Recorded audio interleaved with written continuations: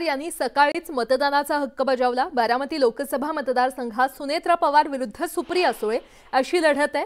दरम्यान काही दिवसांपूर्वी अजित पवार यांच्या या निर्णयावर त्यांच्या आई देखील नाखुश असल्याचा आरोप करण्यात आला होता। यावर अजित पवार थेट त्यांच्या मातोश्री आशा पवार यांना घेऊन मतदान करायला आले।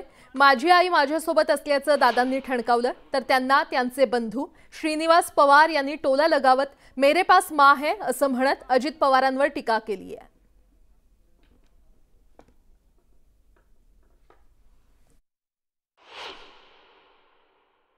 माझी आई कोल्हापूरला नव्हती।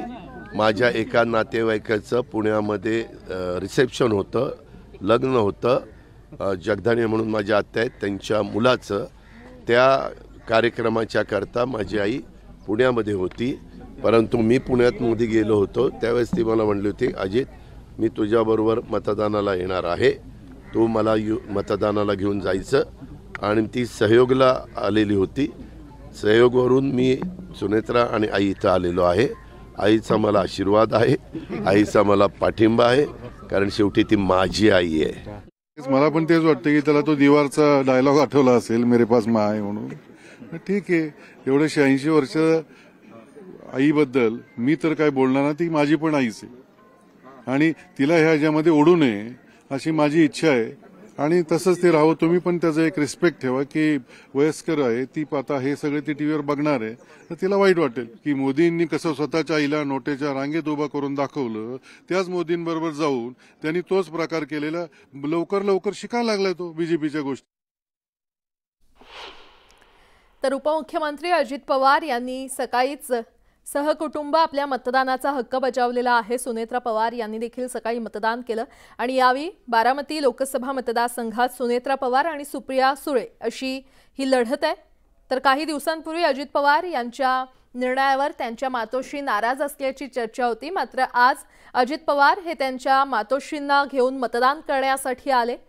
त्यामुळे आता माझी आई माझ्यासोबत असल्याचं अजित पवार यांनी म्हटलं। त्यावर त्यांचे बंधू श्रीनिवास पवार यांनी अजित पवार यांना टोला देखील लगावलेला आहे। मेरे पास मां है असं म्हणत त्यांनी अजित पवार यांच्यावर टीका केली।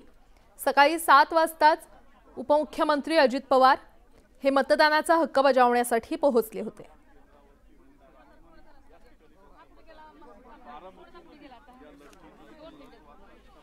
देशभरात आज तिसऱ्या टप्प्यातलं मतदान पार पडतंय आणि सकाळी 7 वाजल्यापासून मतदानाला सुरुवात झालेली आहे। तर बारामतीमध्ये उपमुख्यमंत्री अजित पवार यांनी देखील सहकुटुंब मतदानाचा हक्क बजावलेला आहे। बारामतीमध्ये अतिशय प्रतिष्ठेची अशी ही लढत सुनेत्रा पवार विरुद्ध सुप्रिया सुळे ही अशी लढत होते आणि यावेळी अजित पवार यांनी आपल्या मतदानाचा हक्क बजावलेला आहे। यावर उपमुख्यमंत्री देवेंद्र फडणवीस काय म्हटलेत पाहूयात। मला असं वाटतं फार चांगलं उत्तर त्यांनी दिलंय, कारण शेवटी आई असणं आणि आई पाठीशी असणं यापेक्षा मोठा आशीर्वाद काय असू शकतो। ज्या प्रकारे असं चित्र तयार करण्यात आलं की अजितदादा एकटे पडले आहेत, परिवाराने त्यांना वाळीत टाकलाय, सगळ्यांनी मिळून त्यांना एकटं पाडलंय, त्या पार्श्वभूमीवर मां का आशीर्वाद इससे बड़ा क्या है।